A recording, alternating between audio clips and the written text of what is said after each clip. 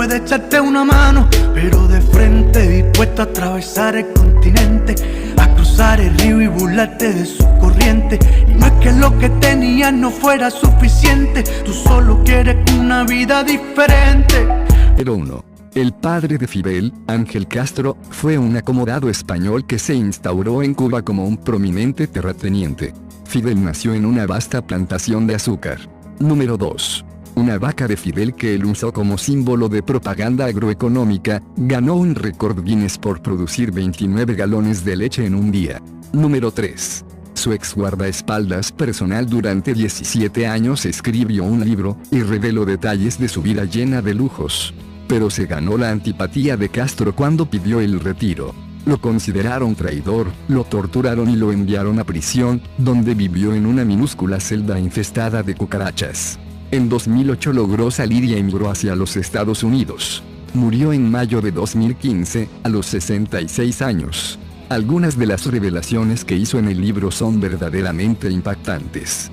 Por ejemplo, que Fidel Castro tenía una isla privada para él solo, Cayo Piedra, ubicada al sur de la bahía Cochinos. Según la descripción de Sánchez, allí construyó un jardín del Edén. Para trasladarse utilizaba un lujoso yate, el Aquarama II. En La Habana tenía su propia mansión, que incluía un bungalow con puerto, un centro médico, cancha de baloncesto y hasta una pista para jugar a los bolos en la azotea. Entre otras extravagancias, el exmandatario se movía siempre con una escolta de 10 custodios. 2 de ellos debían tener su mismo tipo y factor sanguíneo, para ser potenciales donantes en caso de que lo necesite. En las últimas décadas, que pasó al frente del gobierno, solía despertarse tarde y empezar a trabajar después del mediodía.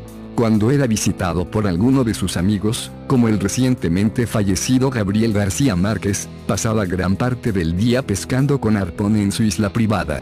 Era como un dios. Yo me tragaba todas sus palabras, creía todo lo que decía, lo seguía a todas partes y habría muerto por él. Así se sentía Sánchez y muchos de los que servían a Castro. La pasión por la riqueza llegaba al punto de coleccionar cientos de diamantes en una caja de cigarros, coila. Por momentos, Fidel tenía la mentalidad de un pirata del Caribe. Número 4. Fidel es conocido por su gusto por los puros habanos. Durante la época revolucionaria no había foto en la que no apareciera con uno en la boca, aunque tuvo que dejar de fumar en 1985 por motivos de salud. Número 5. Además de fumar los mejores habanos cubanos, era un amante del whisky. Su preferido era el costoso Chivas Regal, importado de Escocia. Número 6. El caudillo cubano poseía el récord Guinness por el discurso más largo jamás dado en la sede de las Naciones Unidas. Duró 4 horas con 29 minutos. En Cuba dio discursos de más de 7 horas. Número 7. Castro aseguró ser sobreviviente de 634 intentos de asesinato, la mayoría por parte de la Central de Inteligencia de los Estados Unidos, CIA. Número 8. Tras 49 años a la cabeza del poder en Cuba 1959 a 2008, Fidel fue el tercer jefe de Estado que más duró en el poder en la historia, después de la reina Elizabeth II, de Inglaterra, 64 años, y el rey Bhumibol Adulyadej, de Tailandia, 70 años. Número 9. Madre pobre.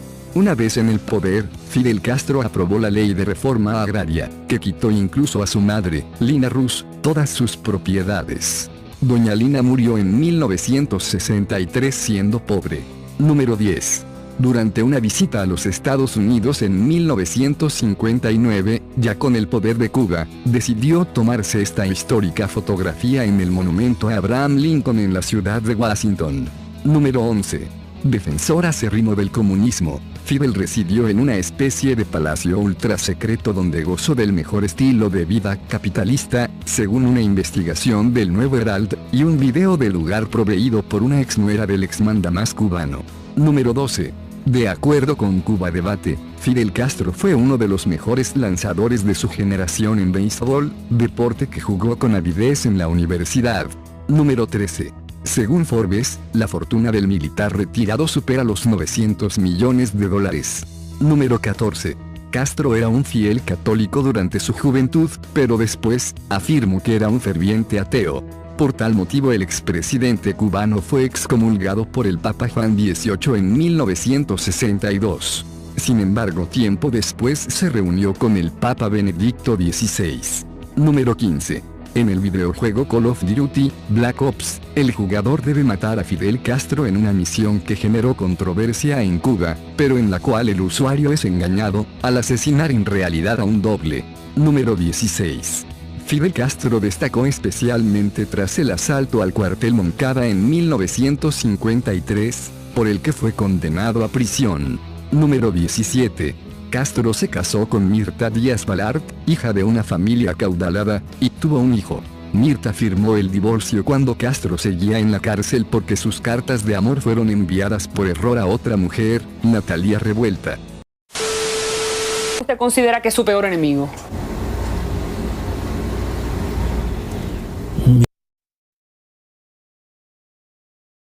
Mi peor enemigo. Yo creo que no tengo enemigos peores. Porque creo que todos los enemigos se pueden vencer. ¿Cómo se va usted? ¿Qué frutos usted considera que ha sacado de esta entrevista, de esta visita? ¿Por qué ha sido importante venir a Nueva York y cuáles son los frutos de ella? ¿Y a usted le hubiera gustado quedarse un par de días más? ¿Qué hubiera hecho en esos días? Estoy contento de regresar. Pero tal vez hubiera podido aceptar algunos encuentros, invitaciones que hubieran hecho. Pero estoy satisfecho, creo que ha sido suficiente. ¿Qué es lo que le da más pena que no pudo hacer? ¿Hay algo que se quedó, que le hubiera gustado hacer y no hizo? Irme a un restaurante por ahí y comer. Ya que he pasado tanta hambre en Nueva York, donde me han invitado a tantas comidas en que no he podido comer.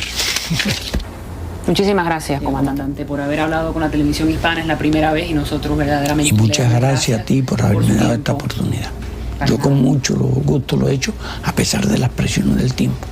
Pero todavía puedo irme a la hora en que debo irme. Que debe ser las 12 de la noche de Nueva York o la 1 de la mañana, hora de Cuba. Porque se dijo hasta el 25, pero no se señaló la hora. ¿Qué es a lo que más usted le teme, comandante?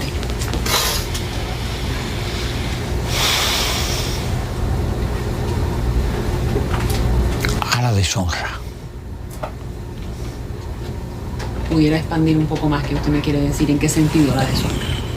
A la traición a mis principios, al abandono de mis ideas. Eso sería algo a lo cual no me resignaría jamás. A vender nuestro país, a aceptar cambios en Cuba, a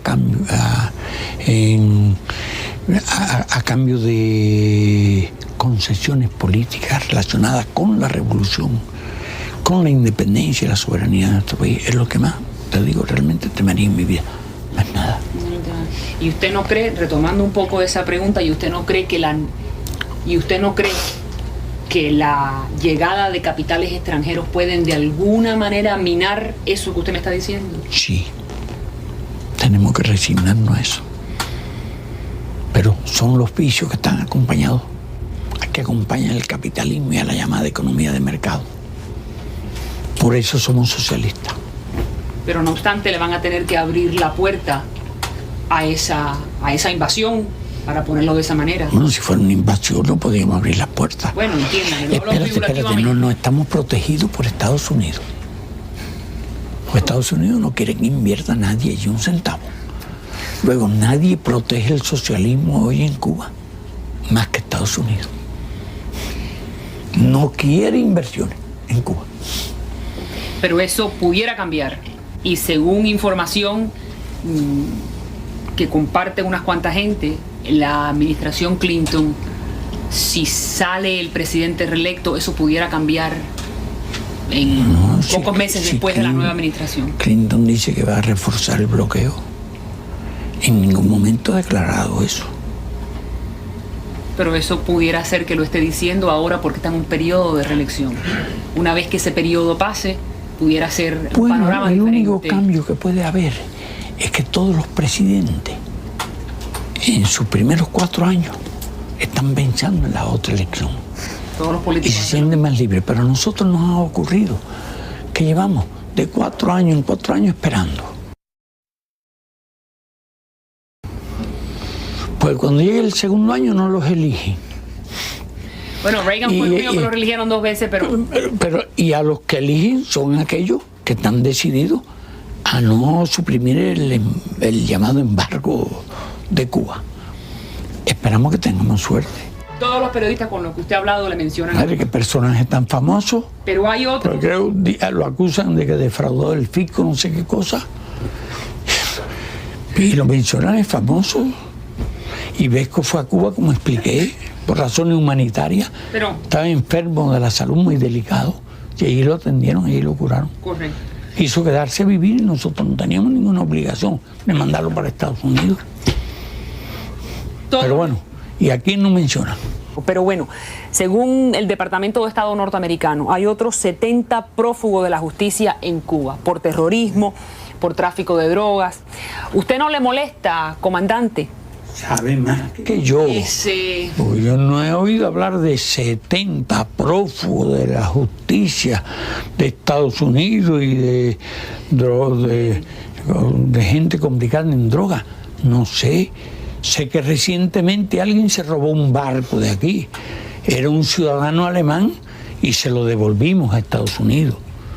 Ahora, si son norteamericanos, no habría reciprocidad.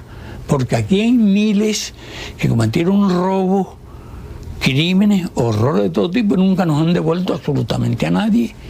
No existe un tratado. Suponiendo de que fuese así, ¿no le molestaría a usted que Cuba... 70 no son muchos. En Estados Unidos debe haber como millones de gente de esa. ¿No te molesta que nos acusen a nosotros de eso y no se diga una palabra de lo que pasa aquí? ¿No le molesta a usted, no le molestaría a usted, comandante, de que si en realidad, como dice el Departamento de Estado, estos prófugos están en Cuba, ¿no le molestaría a usted que esto manchara la imagen de la isla en la comunidad internacional? Es que yo pienso que es falsa esa cifra y que califican de una manera incorrecta a determinada gente. Puede haber refugiados políticos en Cuba, de un tipo, de otro. De gente que llegó allí. Puede haber en Cuba de otros países, de alguna gente que han estado perseguidos en otros países, revolucionarios de otros países. Esto ahí, ¿por qué llamarlo prófugos? No Narcotraficantes. Narcotraficantes. No hay allí narcotraficantes. Acusan a Vesco de haber estado en cosas. Pero Vesco está arrestado, no porque violó leyes norteamericanas, sino por violaciones de leyes cubanas. Correcto. Y no hay nadie impune en Cuba. Y no tenemos allí ese tipo de gente, pero ellos tienen unas listas, las listas que le dan la gana. Ellos se toman la libertad en el Departamento de Estado de publicar todos los nombres que quieran en Colombia, en Venezuela y en todas partes. Son los jueces del mundo, los árbitros del mundo. Dicen que en Cuba 70. Me extraña, porque nuestro país no recibe delincuentes. Puede haber recibido revolucionarios que hayan estado en luchas armadas, en alguna de esas cosas, pero no delincuentes. Y son tan exilados como los exilados que puedan tener aquí por haber hecho luchas armadas. Porque solamente cuando Girón le devolvimos 1.300 personas que habían invadido el país al servicio de una potencia extranjera. Son delitos que se castigan muy, muy gravemente. ¿Qué diríamos de los que están aquí? Aunque una parte de ellos ha cambiado. ¿Qué diríamos de los criminales de guerra batistianos que vinieron aquí después de matar 20.000 cubanos y robarse millones y millones de pesos? ¿Por qué no se habla de eso? Y dicen que nosotros tenemos 70. Pero si usted tuviera conocimiento de que en la isla hay terroristas, refugiados, acusados de narcotráfico. Bueno, terrorista de verdad, que es un terrorista, alguien que hubiera hecho explotar la bomba en Oklahoma. No tendríamos obligación legal porque no hay tratado de extradición. Búsquese la lista de secuestradores aéreos que han sido sancionados en Cuba con largos años de cárcel. Y se verá cuál es nuestra conducta, que siga por una ética y una moral. La reunión que usted, comandante, la reunión que usted tuvo ayer con los miembros de la prensa, entre ellos estaba Mike Wallace, un periodista muy conocido de aquí, de la prensa norteamericana. Y él le recordó en esa entrevista, en esa reunión que usted tuvo, una entrevista que usted tuvo con él en el año 59, la primera vez que usted vino aquí a la ciudad de Nueva York. Y en esa entrevista usted le dijo, según el señor Wallace, que la revolución cubana buscaba una democracia participativa y elecciones regulares con varios partidos políticos, y lo estoy citando. Eso hace 37 años. ¿Qué pasó, comandante? Es correcto. Esa era nuestra idea, lo que pensábamos hacer en ese momento. Pero muy pronto se inició una lucha, una confrontación casi de vida o muerte entre Estados Unidos y Cuba. La revolución se radicalizó.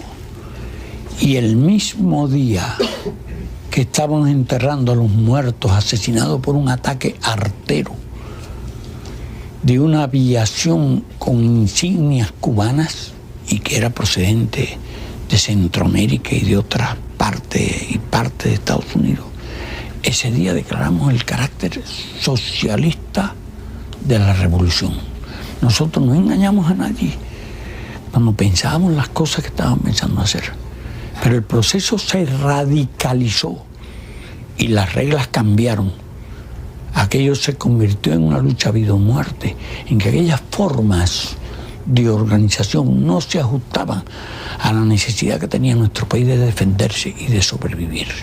Y entonces ya no era la democracia representativa, la radicalización nos condujo al marxismo, leninismo y a otras formas de organización del Estado y a otras formas de organización del gobierno popular. Ese es en esencia lo que ocurrió. A cruzar el río y burlarte de su corriente.